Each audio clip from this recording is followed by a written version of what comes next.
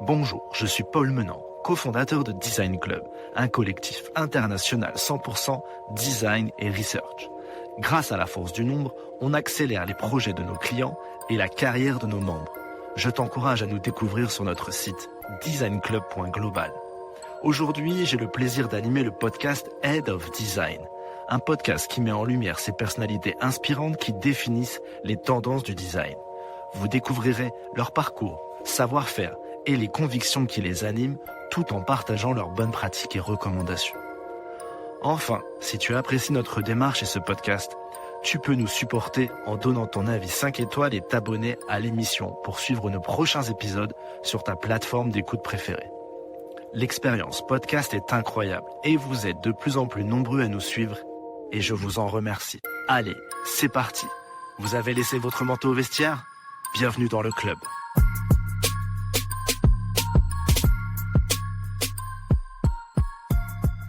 Aujourd'hui, je suis très heureux de recevoir Lucie Bordelais, Senior Director Europe du Sud et Moyen-Orient chez Figma. Lucie, bonjour. Bonjour Paul. Eh ben écoute, c'est un vrai plaisir de te recevoir ici dans le podcast.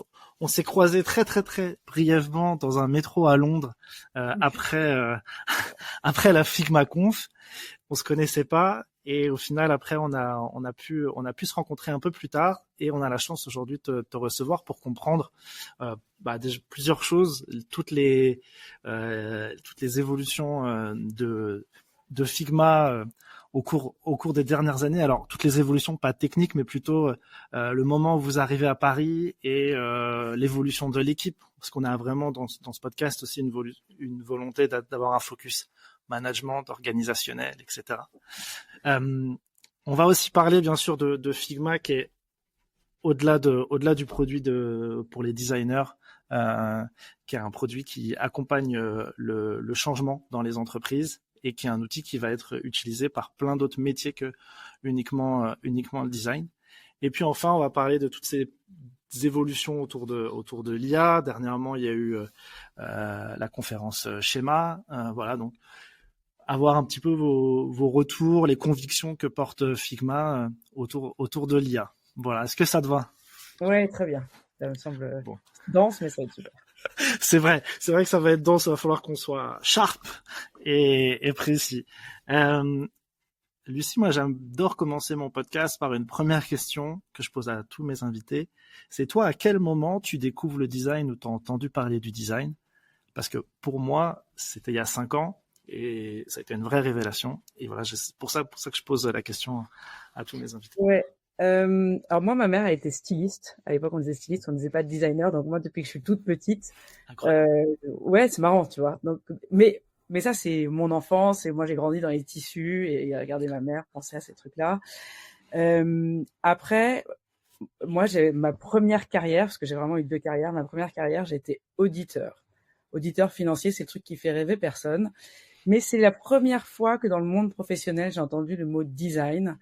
Mmh. Et on disait, est-ce que le design du processus est bien pensé pour éviter les problèmes, éviter les fraudes, etc. Et donc, la partie du métier d'auditeur, c'est d'auditer le design de process. Et donc, tu dis, mais en fait, quand un comptable va rentrer une facture dans un système, très tentant de faire de la fraude, par exemple, est-ce que le process, finalement, est bien designé pour que on arrive à l'objectif voulu, c'est-à-dire que ce soit fait rapidement, sans fraude, qu'il n'y ait pas de redite, etc.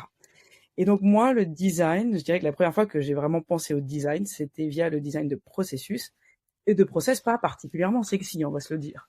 Ouais, et en même temps, c'est ce qui est super. Enfin, on parle aussi beaucoup de design de service aujourd'hui. On a des profils comme ça, design de service.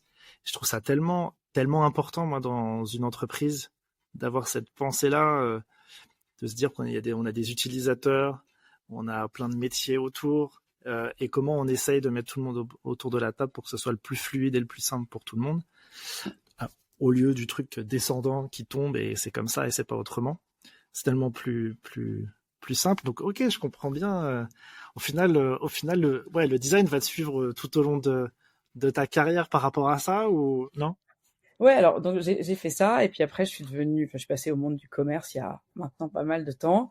Ouais. Et là, je pensais plus, enfin, ce terme de design faisait plus vraiment partie de ma vie professionnelle. Et effectivement, quand je suis arrivée chez Figma, j'ai retrouvé le design un peu plus classique tel qu'on l'entend dans ce podcast probablement, le design vraiment digital.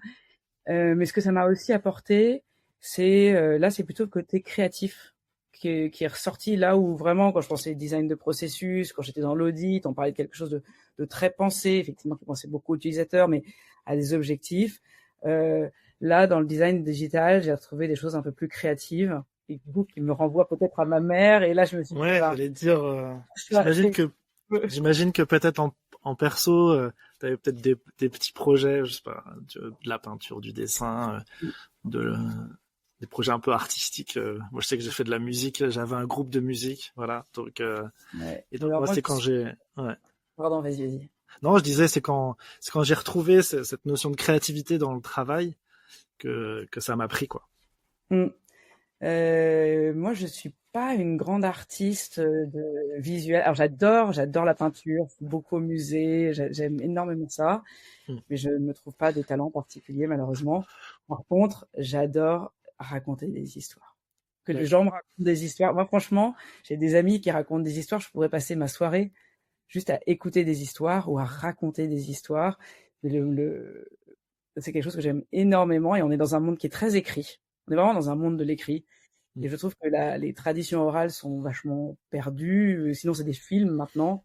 Ou des podcasts. Ou des podcasts. C'est vrai, mais raconter des histoires dans des histoires qui vont se perdre, qui ne seront pas enregistrées, ou juste on passe un dîner, on se raconte des histoires. J'avoue que moi, ça, c'est le plus beau des arts, je trouve. Ouais, trop bien. Et justement, un point que je voulais un peu aborder avec toi, c'est ton profil de manager. Parce que aujourd'hui, dans les personnes qui nous écoutent, on a des head of design, des leads ou des gens qui ont à gérer une équipe, et c'est souvent quelque chose qu'ils découvrent sur le tas. C'est parce que c'était des bons designers et parce qu'ils ont une bonne capacité à présenter leur métier, ce qu'ils font, etc., qu'ils évoluent. Mais souvent, ils sont pas vraiment accompagnés sur la partie management. Toi, justement, comment ce rôle de manager, parce qu'aujourd'hui, là chez Figma, il y a quand même un petit peu de monde. Comment ça t'est venu et comment t'as progressé un peu dans ce métier et à prendre le pli de ce rôle qui est pas simple du tout? Alors moi, de la même façon que donc pour le faire assez simple, j'ai passé 7 ans dans l'audit et après ça, je suis passé au commerce. Et j'étais déjà manager quand j'étais dans l'audit. Et pour ceux d'entre vous qui connaissent ce métier, on a grosso modo que des bons élèves de grandes écoles qui courent tout seuls. Donc manager quelqu'un qui court tout seul et qui veut une carrière et à qui grosso modo le management, c'est de dire ce serait bien que jeudi soir tu essayes de dîner avec ta famille, c'est pas la peine de rester jusqu'à 21h, c'est pas du management. Mais dans ma tête, j'étais manager. J'avais une équipe de gens qui étaient super jeunes et qui couraient tout seuls. Le management, c'est pas ça, du coup. Et je m'en suis rendu compte quelques années plus tard. Je suis redevenu IC, donc j'ai recommencé à être individual contributeur, à faire des choses, et je suis revenu au management plus tard. Et là, j'ai réalisé que c'était pas du tout ça. C'était pas du tout de pousser des gens à aller plus vite ou retenir des gens qui allaient trop vite, mais c'était vraiment de se mettre à la place des gens. Et je trouve que c'est hyper important de se dire, en fait, qu'est-ce qui anime cette personne pour de vrai? Pourquoi est-ce qu'on est là? Et il y a un biais terrible dans le commerce, ça je pense que je peux dire, que les gens pensent que les commerciaux sont animés par l'argent. Et que donc, il suffit de payer plus un commercial pour que le commercial travaille plus dur.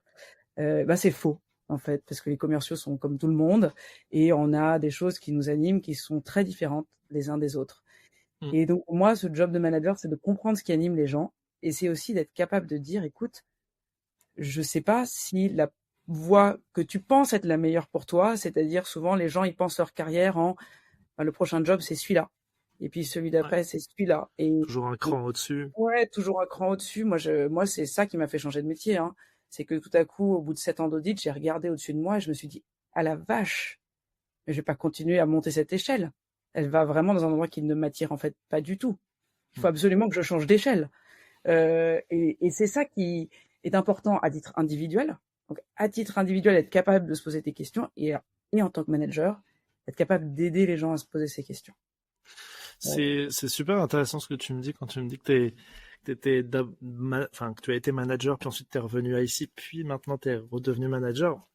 Moi, je suis dans une période où j'ai vécu une fois manager, je suis redevenu ici, puis peut-être que plus tard, et c'est vrai que souvent quand on redevient entre guillemets ici, on se dit on est mieux sans management. Des fois, c'est fou.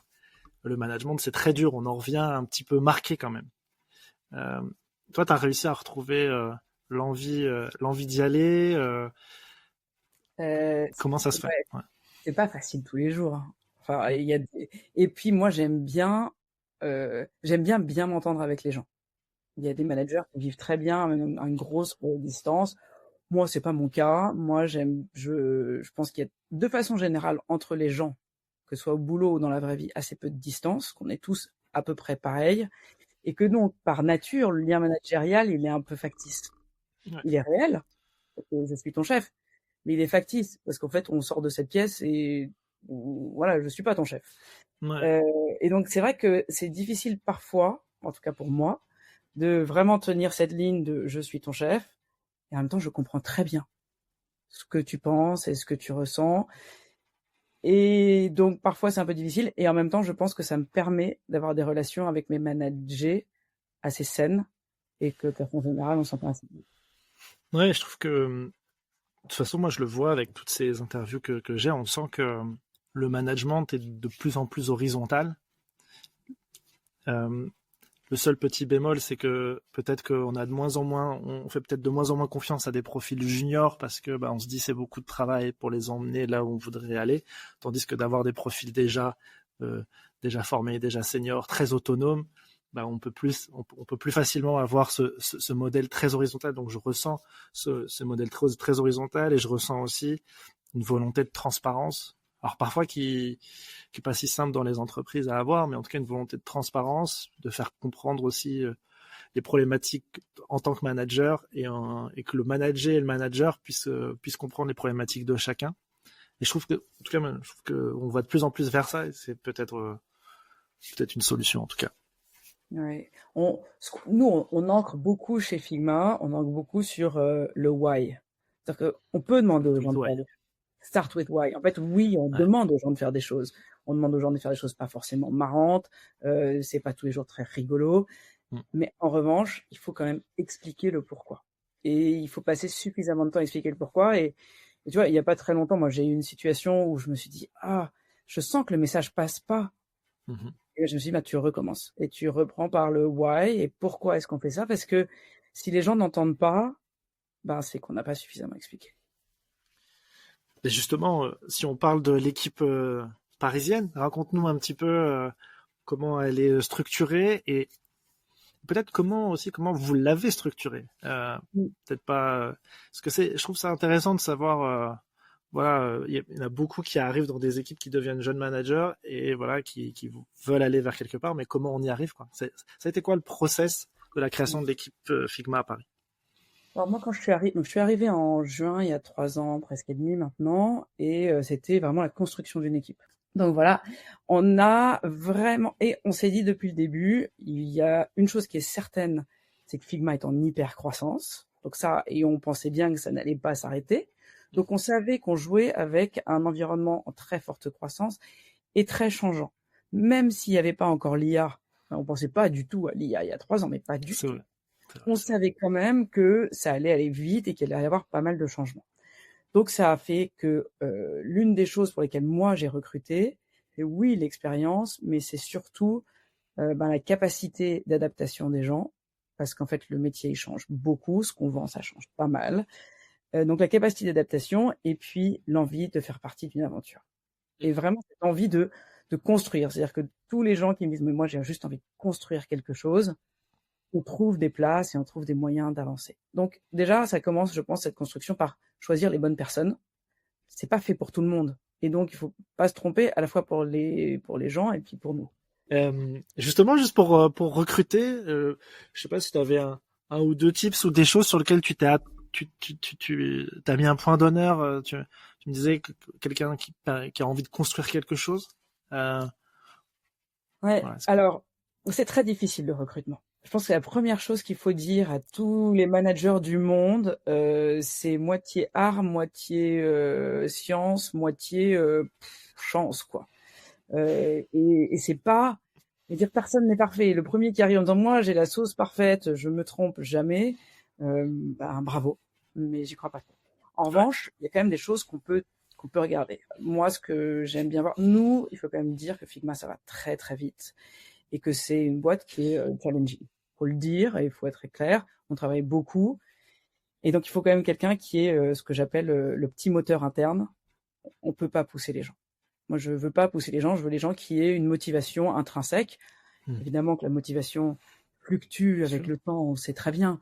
Mais ce petit moteur interne, on voit des débuts de carrière, même dans les tout débuts de carrière, les choses que les gens font au boulot, à côté du boulot. Il y a des gens qui ont des carrières tout à fait standards, mais à côté, ils font des trucs incroyables. Et du coup, ça dit quand même quelque chose sur le petit moteur. Donc moi, j'avoue, je cherche un peu le petit moteur. Je cherche des gens intelligents. Et je préfère quelqu'un d'intelligent qui va apprendre que quelqu'un qui sait faire, mais voilà, il est arrivé à son pic, quoi. Donc on cherche à tester l'intelligence, et l'intelligence, alors c'est un bien grand mot. Ouais, parce que après, il y a le dire, et puis comment tu le testes, comment tu le vois, ouais. Nous, on fait faire un cas sur Figma. Hein. Nous, il y a vraiment un cas où on doit faire une démo de Figma, poser des questions. Enfin, on fait, tu dois me vendre du Figma. Ok, un assessment commercial ok. Hop, puis pas que commercial, il faut rentrer dans l'outil qu'on n'a jamais touché de sa vie, et puis faire une démo, quoi, avec rien du tout.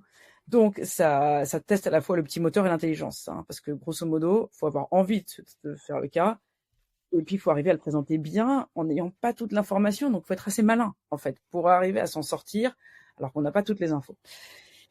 Et le dernier truc que moi je teste, mais là pour le coup, c'est pas tout le monde, pour moi c'est très important, dans un environnement où on travaille beaucoup, tous ensemble, et où il y a beaucoup de changements, il faut être gentil. Alors, gentil, c'est un bien grand terme, mais pour moi, c'est très important. En fait, si quelqu'un a un problème, il faut l'aider. Et gentil, pour moi, c'est l'esprit d'équipe. C'est, en fait, quelqu'un part en congé patte 4 mois. Chez nous, le congé patte, c'est 4 mois. Il va falloir que tout le monde donne un peu plus parce que cette personne n'est pas là. J'espère que mon recrutement aura permis d'identifier des gens qui, le moment venu, seront là pour se serrer les coudes. Et ça peut être un congé patte, ça peut être plein de choses.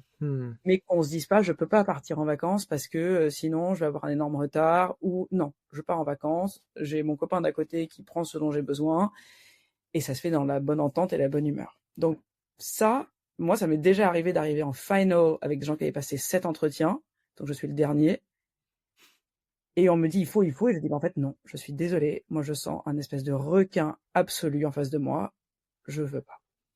Donc ça, oui.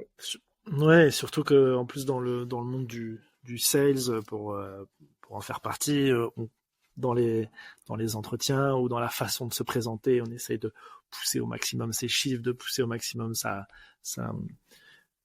pertinence commerciale et ce qu'on va pouvoir rapporter à l'entreprise, qui est aussi ultra important. Mais c'est drôle que tu me dises ça, parce que j'en ai très rarement entendu parler de la gentillesse, en tout cas de la bienveillance, dans le monde du commerce et dans des moments de recrutement. Bien sûr, on va parler de l'ADN de l'entreprise, mais côté commerce, parfois, c'est pas nécessairement ce qu'on attend. Et tu vois, c'est très drôle, ça fait écho à ce que j'ai vécu moi à la Figma Conf, où j'ai rencontré pas mal de gens de ton équipe.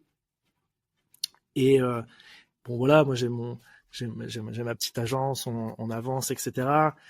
Figma, c'est le grand mastodonte. Je me suis dit bon, est-ce que réellement il va y avoir un intérêt de me parler à moi? Je vais peut-être pas leur rapporter de l'argent ou avoir. Et pourtant, tu vois, on a énormément parlé. Ils m'ont dit bah tiens, on te donne une place pour aller à la soirée Jitter, etc. Alors que tu vois, j'avais pas vraiment d'intérêt pour eux entre guillemets. Et ça, je l'avais vraiment ressenti positivement. Donc voilà, je te confirme que ça a marché. Non, mais et après, tu recrutes et après tu nourris d'une certaine façon. C'est-à-dire que tu as des gens qui arrivent très bienveillants et qui ressortent pas bienveillants, parce qu'il y a aussi la façon dont tu es avec les équipes tous les jours. C'est là où je pense que si tout ça c'est bien pensé, avec tout ça aussi de la transparence, etc., on crée moins de frustration. Et les frustrations, ça peut engendrer beaucoup de choses négatives. On va passer maintenant sur la partie Figma plus qu'un outil de design, parce que moi je l'ai vraiment découvert. J'ai vraiment découvert ce projet-là. Après, tu me diras, c'était peut-être sûrement avant, mais j'ai vraiment découvert la Figma Conf de Londres, où en fait, moi de base, je m'attendais à vraiment des évolutions du produit Figma en tant que tel. Et au final, on a vu quatre nouveaux produits, je crois, arriver, hyper intéressants. Et en fait, je me disais, ah mince, ils ont oublié les designers, entre guillemets. Là, on voit qu'il y a Schéma quelques mois plus tard, donc pas du tout. Mais en fait, le focus, il était de se dire, Figma, c'est plus qu'un outil pour les designers. On sait qu'on a fait notre trou, on a fait la différence sur le design. Et en vrai, on a envie de vous montrer ce qu'on sait faire ailleurs aussi, et de façon tout aussi pertinente. C'est comme ça qu'il faut le comprendre, ou peut-être pas de... Oui, je pense que le mouvement de fond qui est derrière ça, c'est-à-dire que Figma évolue quand même dans un environnement qui, même sans Figma, l'environnement évoluerait. C'est fou, ouais, c'est vrai. Et donc, l'environnement dans lequel on est, on voit bien que la façon dont on va construire des produits digitaux change. Et que donc, le job du designer, par nature, va changer aussi. Et nous, notre objectif, c'est d'accompagner ce changement qui est beaucoup plus vaste que nous, et d'avoir du sens dans ce changement. Donc, quand on voit l'arrivée de l'IA, c'est quand même un gros changement. Mais avant l'arrivée de l'IA, parce que tu parlais de Londres, oui, un an avant, on avait lancé DevMode. Donc, pour les auditeurs qui connaissent pas, DevMode, c'est le début de l'ouverture où on dit, en fait, finalement, c'est bien gentil de faire le plus beau design du monde, mais à la fin, ce que verra l'utilisateur final d'une application, d'un site internet ou autre, ce qui vient, ce qui est dans le code. Et c'est bien ce qui est codé par les équipes dev. Et que nous, notre objectif, c'est le design en production. Et comment s'assurer que tout ce qu'on fait et tout ce qu'on pense dans le design arrive jusqu'à la production. Et on voyait bien, en parlant à nos clients, que c'était une des grosses frustrations des designers. Une des grosses frustrations des designers, c'est que, en fait, je passe un temps fou à faire un truc que je crée avec des utilisateurs, etc. Je sais ce qu'il faut faire, et on me livre un truc. Et après, c'est... voilà. Donc, le premier point, je dirais que c'était ça, c'était de dire, OK, comment résoudre cette frustration des designers, du coup, en allant les rapprocher des développeurs. Donc ça, c'était DevMode. Et puis après, on a bien vu que tout s'accélérait, en fait. Et que la façon dont les équipes produits, les équipes design et les équipes développement travaillent est en train d'évoluer. Une ponctuation pour t'informer que Design Club peut t'accompagner dans le recrutement de ton équipe design ou research. Nous saurons te trouver la perle rare en freelance ou en CDI. Enfin, si tu galères à mettre en place une recherche utilisateur multi-pays, sache que grâce à nos user researchers locaux qualifiés et un peu partout dans le monde, on saura le faire en quelques jours. Tu peux en savoir plus sur notre site designclub.global. Merci de ton attention et bonne écoute. Et j'imagine que vous-même ça va être très bizarre comme positionnement quand on est soi-même un éditeur de logiciels, qu'on a soi-même nos façons de travailler. J'imagine que en interne déjà on se dit on a peut-être d'autres besoins, d'autres façons de travailler, et c'est comme ça. Par exemple, on a vu beaucoup quand Figma Slide est sorti. En effet, on a vu beaucoup de gens au début faire des slides sur Figma, alors que donc vous avez dû voir plein de comme ça et j'imagine qu'il y a la data aussi peut-être qui vous a aidé, ou de se dire tiens, il y a des modes d'utilisation qui sont détournés, et la recherche utilisateur, de toute façon, voilà, c'est la pensée design qui est derrière tout ça, heureusement. Mais alors tu as raison, parce que en parallèle des designers qui disaient on n'arrive pas à produire ce qu'on a designé, on avait un autre son de cloche qui étaient les développeurs. Donc les développeurs à l'époque étaient sur ce qu'on appelle des viewer seats, donc ils avaient un point de vue viewer, qui nous faisait un feedback en nous disant non mais c'est pas du tout adapté à ce qu'on doit faire, on est dans la plateforme, parce qu'en fait historiquement il y a un tiers des utilisateurs de Figma, ils sont des développeurs. Donc les développeurs étaient déjà là, ils allaient bien chercher leur design quelque part, mais qui disaient c'est pas du tout approprié, je prends ce truc qui est quasiment comme une image statique, je sais pas la lire, j'arrive pas à comprendre comment ça marche, et derrière je dois aller le développer. Et donc c'est aussi pour répondre à cette frustration-là que on s'est dit, ok, en fait, il faut rapprocher. En fait, à la fin, il faut rapprocher les langages. Il faut rapprocher le langage visuel du designer du langage code du développeur. Et c'est tout l'enjeu mais même du MCP qu'on a lancé il y a pas longtemps. C'est tous les enjeux. En fait, c'est de rapprocher des langages qui historiquement sont un peu loin, mais qui en fait doivent se rapprocher. Donc, on rapproche des gens, on rapproche des langages, on rapproche des façons de penser. Pour qu'à la fin, tout le monde puisse bosser mieux ensemble. Parce que la collaboration, alors si on parle au tout début de Figma, c'est le côté collaboratif de Figma qui nous a différenciés. Qui a fait la différence, bien sûr. Et donc aujourd'hui, on a une suite d'outils qui vous permet, quand vous allez voir vos clients, qui vous permet d'expliquer comment, grâce à cette suite d'outils, on arrive à faire évoluer l'entreprise vers une organisation qui soit beaucoup plus productive. Est-ce que tu peux nous parler un petit peu de tout ça? Parce que moi, je me rappelle quand j'en discutais avec les commerciaux de Figma, moi j'étais persuadé que les personnes avec qui vos clients directs, entre guillemets, c'était très, très souvent des head of design. Alors oui, bien sûr, il y en a, mais il n'y a pas que, en fait. Et c'est un peu toute cette ouverture-là que j'ai découverte. Ouais. Alors en fait, c'est marrant parce que là, on vit vraiment un moment où il commence à avoir des grosses différences de maturité entre les entreprises. C'est-à-dire que là où effectivement, il y a des entreprises auxquelles on parle encore quasiment code design, il y a quelques développeurs qui utilisent Figma, mais on reste sur un process finalement de idéation, design, on passe au code, on fait de la production, assez linéaire finalement, et ça n'a pas beaucoup changé. Et sur ces entreprises-là, on est encore très nettement dans le design. À l'inverse, si on part sur des boîtes qui sont très digital native, qui n'ont pas beaucoup de dette technologique, parce qu'on n'a pas parlé de dette technologique, mais l'IA, la dette technologique, ça pose quand même plein de sujets. Mais en tout cas, quand on a des boîtes qui sont très tech, qui ont peu de dette technologique, et qui, eux, font des espèces de bonds en avant, mais réellement des bonds en avant, on a des boîtes qui se disent finalement entre l'idéation, donc l'idéation dans FigJam, le prototypage dans Figma Make, avec toutes les équipes qui s'y mettent et qui regardent, le peaufinage dans le design, et puis derrière le passage en prod avec le MCP serveur qui permet d'alimenter des agents de code comme Claude ou autres. Finalement, j'arrive à livrer des features en quelques jours. Et donc, on n'est plus sur des sprints de 2 semaines, on est vraiment sur des gens qui arrivent à livrer en quelques jours. Mais ce qui est intéressant d'un point de vue design, c'est que les clients auxquels je pense qu'ils font ça sont certes relativement jeunes et certes ont assez peu de dette technique. En revanche, ils ont beaucoup investi sur le design system. Et donc, ils ont un design system très robuste qui leur permet d'alimenter toutes les parties du processus qu'on vient de décrire pour faire quelque chose de propre rapidement. Et donc, c'était un peu ça. Tu parlais tu disais schéma, nous on dit schema chez nous, mais enfin bon, c'est pareil. Non, la honte. C'est juste de l'anglais. La honte. On dit schéma. Ok, je suis pas assez dans le truc. Non, mais c'est pour dire que c'est bien gentil l'IA et la collaboration et toutes ces choses-là, mais ça ne marche que si on a une fondation costaud. En tout cas, ça marche beaucoup mieux si on a une fondation costaud. Ouais. Ce qui est le cas de certains de nos clients qui vraiment présentent des cas où ils sont capables de dire « je fais en quelques heures ce que je faisais en quelques jours, voire quelques semaines ». Donc là, il y a des accélérations, il y a vraiment des sauts de productivité absolument extraordinaires.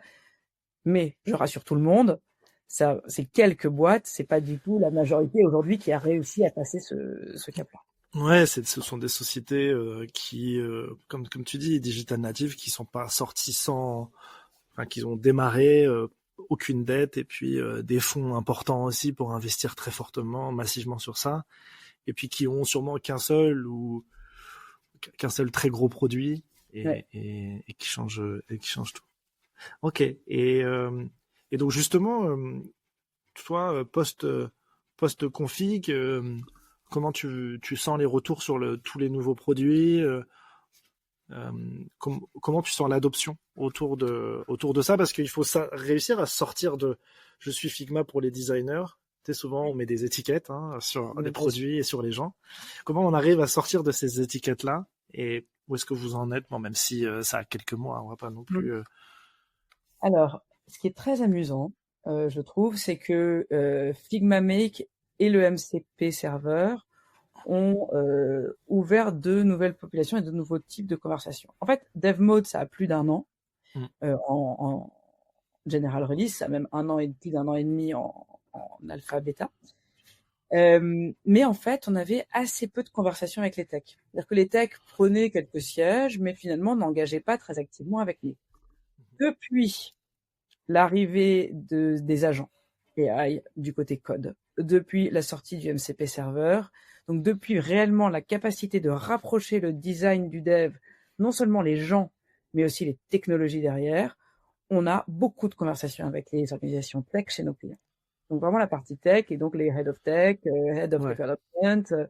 Donc ça, c'est vraiment une conversation qui s'est accélérée, mais fortement depuis juin, je dirais. Je pense que aussi, peut-être que c'est des équipes qui sentent tout de suite le gain de productivité et le gain de time to market que propose et que offre Figma grâce à ça. Ouais. Bah, c'est-à-dire que jusqu'au MCP et jusqu'aux agents, en fait, ce qu'on disait, c'est on va rapprocher les équipes. Pour essayer de rapprocher la qualité entre ce qu'on développe et le design, on va essayer de rapprocher les équipes au maximum. Là, le discours, il a quand même complètement changé avec les agents d'un côté et le MCP de l'autre. On dit, on va réellement rapprocher les techs. On va réellement rapprocher la façon dont on conçoit. Donc ça, c'est un gros changement. Et alors, on a une autre conversation en cours avec de ce côté plutôt produit en ce moment, sur la partie Figma Make, donc prototyping, où là, je ne sais pas si on peut parler d'adoption réellement, on parle vraiment de bouillonnement. Pour moi, il y a un bouillonnement de ce côté-là, il y a nous, mais il y a plein d'autres outils qui s'intéressent à ce sujet. Et donc, on a beaucoup de conversations, beaucoup de gens qui testent pas mal de choses et qui se posent des questions sur, OK, est-ce que je mets des limites ou pas? Est-ce que je laisse mes équipes tester un peu tout, puis on verra plus tard? Est-ce que je prends des décisions fermes?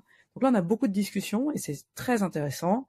Et ça fait partie du plaisir d'être dans cette industrie-là maintenant, où vraiment on a beaucoup de conversations très intéressantes sur des choses qui ne sont pas du tout arrêtées.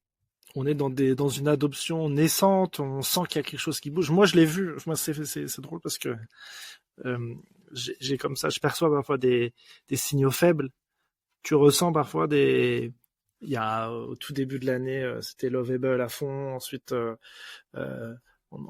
et là, depuis 3 mois, je vais entendre de plus en plus parler de Figma Make. Et en effet, et ce que tu me dis là, on semble être de plus en plus dedans, quoi. En tout cas, les gens testent tout, en fait, je pense. Et à un moment, bah, il y aura sûrement il y en aura un ou deux qui gagneront, entre guillemets, mais en tout cas, voilà, j'ai ressenti qu'on m'en parlait de plus en plus.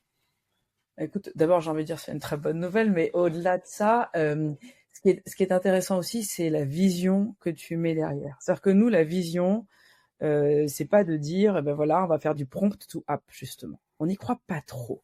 On ne croit pas trop qu'on va pouvoir faire une app grand public, vraiment facile d'utilisation, qui sert vraiment à un enjeu business, qui est vraiment pensé profondément en promptant une AI. On n'y croit pas trop. En revanche, ce qu'on pense, c'est que ça peut te donner un premier jet et que derrière, on va pouvoir réellement travailler de façon collaborative entre les PM, les designers, les développeurs, parce qu'il y en aura toujours, pour faire les meilleurs produits. Ce dont on est absolument certain, par contre, c'est qu'il va y avoir de plus en plus de fameuses AI slop, donc de produits pas top, sortis par de l'AI, et que tout l'enjeu pour les entreprises, ça va être de se démarquer. Et donc, nous, ce qui nous intéresse, c'est comment, avec nos outils, on peut aider les entreprises à se démarquer.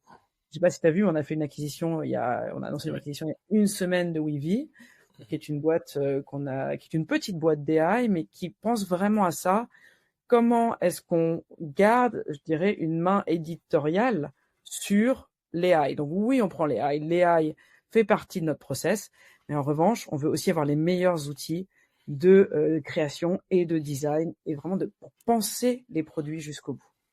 Ouais, et puis je pense que passer l'effet waouh du premier prompt et des quelques jeux avec, moi, j'ai beaucoup de gens, de designers qui me disent autour, OK, 80%, on arrive à le faire, mais les 20 derniers pourcents, pour le mettre en production dans un produit dont on est, alors même si pas toujours besoin que ce soit ultra top pour un MVP, etc., mais d'un produit dont on est fier, le chemin, il est très, très, très dur. Et donc, pour ça que vous, quand même, avec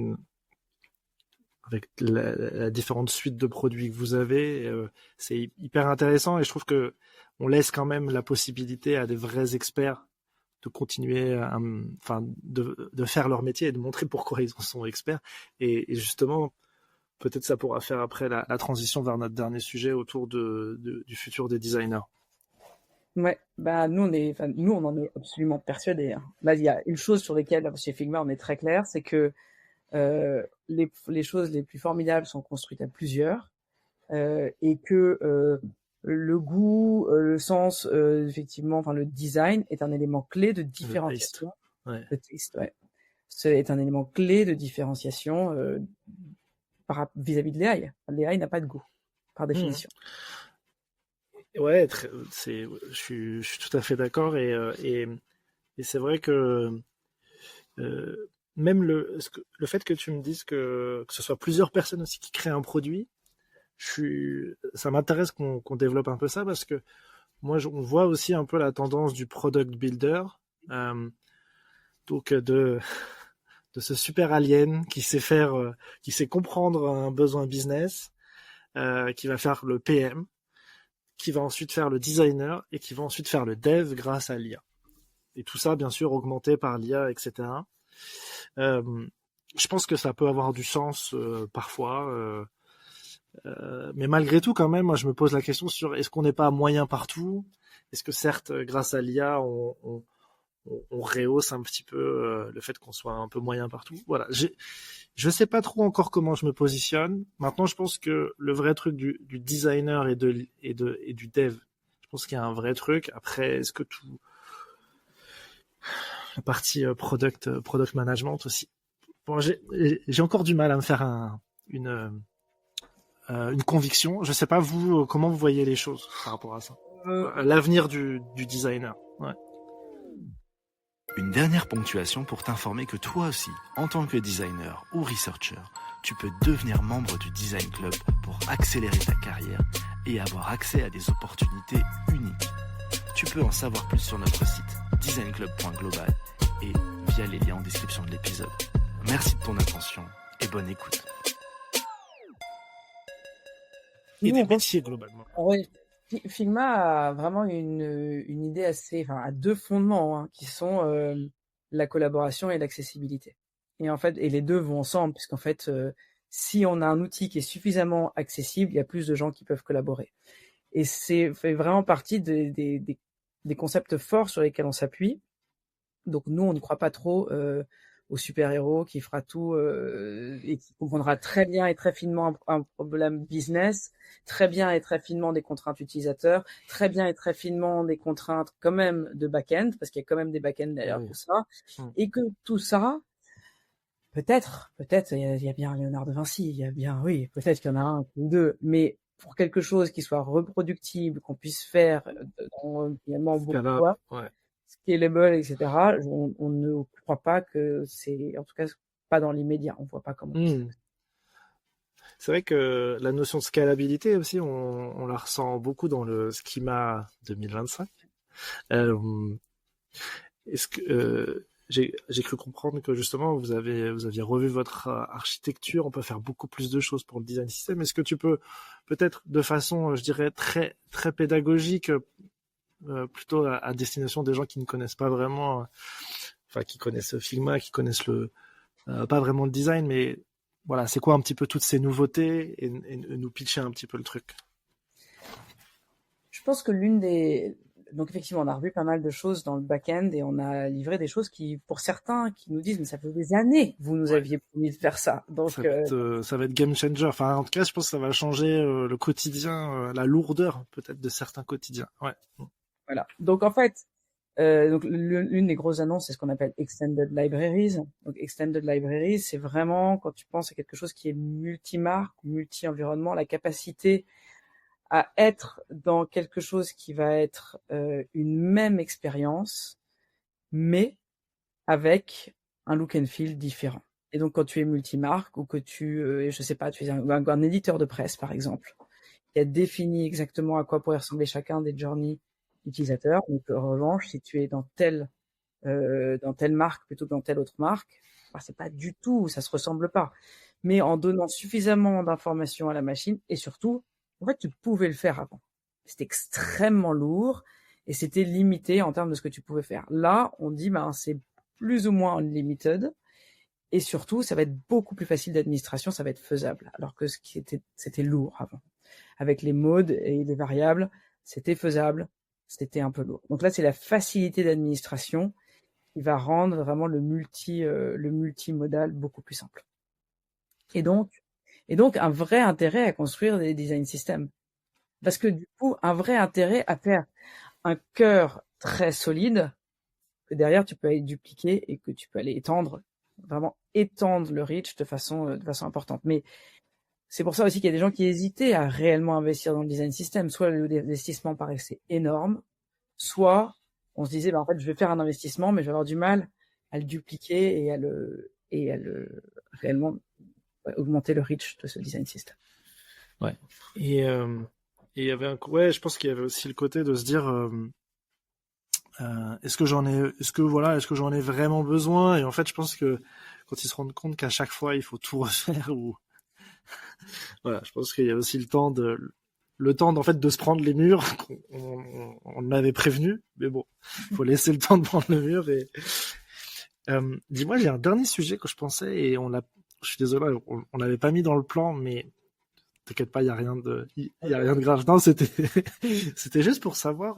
Tu sais, on parle souvent de la maturité du design en France. Vu que toi, tu travailles sur Europe du Sud et IMIA, je voulais avoir un petit peu ta vision des différentes maturités selon les marchés sur lesquels vous étiez, pour savoir déjà, nous, où est-ce qu'on potentiellement se positionne. On aime bien être assez dur avec nous entre Français, donc voilà, pour avoir un petit peu un positionnement, et puis de savoir ce qui se passe aussi ailleurs, ce qui peut crépiter un peu ailleurs. Alors, en termes de maturité, alors moi j'ai eu aussi pendant un temps des équipes anglaises, donc en Angleterre ils sont un tout petit, alors aux États-Unis il y a quelques années d'avance, en Angleterre un petit peu, mais la France, je dirais, est vraiment pas mal du tout en termes de maturité du design system. Faut pas se battre non plus. On est vraiment pas mal. Et je pense qu'avec l'IA, il y a des points sur lesquels on va rattraper, en fait, parce qu'il y a quand même des bons technologiques. On n'est pas obligé de tous passer par les mêmes étapes. Donc la France est pas mal, surtout comparé au reste de mes régions, puisque dans les autres gros pays que j'ai, moi j'ai notamment l'Espagne et l'Italie. Donc l'Espagne est pas très loin derrière nous, mais quand même un petit peu en dessous en termes d'adoption des design systems. L'Italie est un cas très intéressant, parce qu'en Italie, pour le coup, il y a une culture du design énorme. Il y a une culture de la brand, mais colossale. L'exemple que j'aime bien donner, c'est qu'on compare Pirelli à Michelin. Alors voilà, on arrive chez Pirelli, c'est magnifique, on a l'impression d'être dans un musée de design des années 70, tout est léché à fond les ballons, on est vraiment chez des designers. On arrive chez Prada, c'est pareil. Donc le sens du design est très fort. En revanche, le digital, l'Italie n'est pas un pays digital. Et donc ça, on le ressent fortement sur nos sujets. Donc il y a un poids très fort des équipes brand en Italie, mais qui n'ont pas fait le shift vers le digital. Donc on a vraiment un certain retard sur ces sujets-là. Et l'autre région où moi je travaille beaucoup, c'est le Moyen-Orient, donc les Émirats et l'Arabie Saoudite.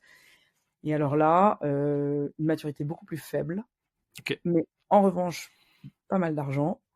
Et eux, ils prennent le tournant de l'AI à une vitesse extraordinaire, parce qu'ils ne s'embarrassent pas de beaucoup de choses, et que donc des clients qui disent je suis passé de quelques semaines à quelques heures, là où je les vois, moi, c'est aux Émirats. D'accord, ok. Donc eux, ils disent, il faut tout enlever et tout refaire, et si je mets de l'argent, on peut le faire vite, et après je pourrais développer très vite. Let's go. Ok. Et puis on a aussi pas mal de sociétés il y a aussi pas mal de sociétés occidentales qui se sont mis là-bas pour avoir leurs équipes design. Peut-être que le mélange aussi fait que ça se parle un peu plus. J'ai vu là dernièrement, en fait, il y a un Friends of Figma, il y a un Friends of Figma à Dubaï, je crois que c'est ça. Vous y étiez il y a pas longtemps, et on sent une communauté qui est importante. On sent qu'il se passe des choses, quoi. À Dubaï, il y a une forte population indienne. Ouais. Et qui viennent pour le coup beaucoup avec beaucoup de connaissances. Donc ils sont très tech, ils sont très tech en plus, presque tech que design. Donc c'est intéressant. Ok, très clair. Bon bah super. Lucie, on arrive sur la fin de l'échange. C'était super intéressant. Merci de nous avoir éclairé de ta lanterne sur même si en vrai il y a beaucoup de choses. Ouais, non, c'est pas qu'on savait déjà tout, mais en termes de marketing, de communication, Figma, c'est quand même aussi une référence. J'ai vu là dernièrement le pop-up store, etc. Il y a plein de petites façons que vous faites pour vous faire connaître. Je trouve ça super intéressant. Je trouve ça super inspirant. Donc, il y avait beaucoup de choses qu'on avait vu passer si on est dans le monde du design. Mais en tout cas, c'était intéressant de connaître, les convictions fortes que porte une entreprise et tu nous l'as bien donné et c'est super. Merci en tout cas pour ça. Je finis par 3 questions. La première, c'est justement, est-ce que pour ta veille, c'est un vieux mot, hein, mais pour suivre un petit peu tes marchés, d'ailleurs, pour suivre un petit peu ce qui se passe dans le monde du design et d'ailleurs autour du produit globalement, du développement, etc. Est-ce que tu as une source d'information unique, secrète, qu'on garde un peu pour être un peu in dans les repas qui comptent? Alors j'ai une source d'information extraordinaire qui s'appelle Alexia Danton, qui est notre designer advocate au bureau de Paris. Et j'ai la chance qu'elle soit pas très loin de moi. Et j'avoue, quand j'entends un truc et que je veux qu'on me les réexplique rapidement et avec un point de vue différent du mien, c'est quelqu'un qui a vraiment, elle pour le coup, le doigt sur le pouls. Et moi, c'est un peu c'est un peu elle qui c'est tout et j'ai pas besoin d'aller très loin. Donc j'ai la chance d'avoir Alexia au bureau et si vous n'avez pas lu ses posts ou ses articles, elle a fait un super article sur comment prendre en main l'IA par exemple. C'est quelqu'un qui est vraiment très au fait. Donc vraiment suivez Alexia, c'est quelqu'un qui moi m'inspire beaucoup et m'apprend beaucoup. Et puis j'ai quand même aussi une chance assez extraordinaire et ça c'est lié à ce que je fais, c'est que moi je voyage beaucoup. Et que quand je fais un breakfast, et je fais beaucoup de rendez-vous avec des execs. Et donc quand je fais un exec breakfast à Riyad en Arabie Saoudite, que 2 jours plus tard j'en fais un autre à Dubaï, que je fais la même chose à Paris il y a quelques semaines, etc. En fait, j'entends first hand des CPO des nouvelles boîtes ou des anciennes boîtes ou des head of tech. J'entends plein de choses.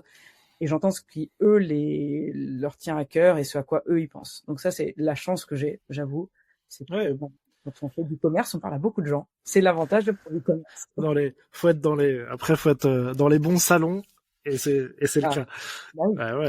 Ouais, bien sûr. Et je trouve que ce que tu disais que la curiosité de façon intellectuelle d'aller demander à d'autres qui savent mieux et qui vont t'expliquer. Moi, je trouve c'est l'histoire de la vie, hein. Donc vraiment c'est le conseil qu'on peut donner. Trop bien.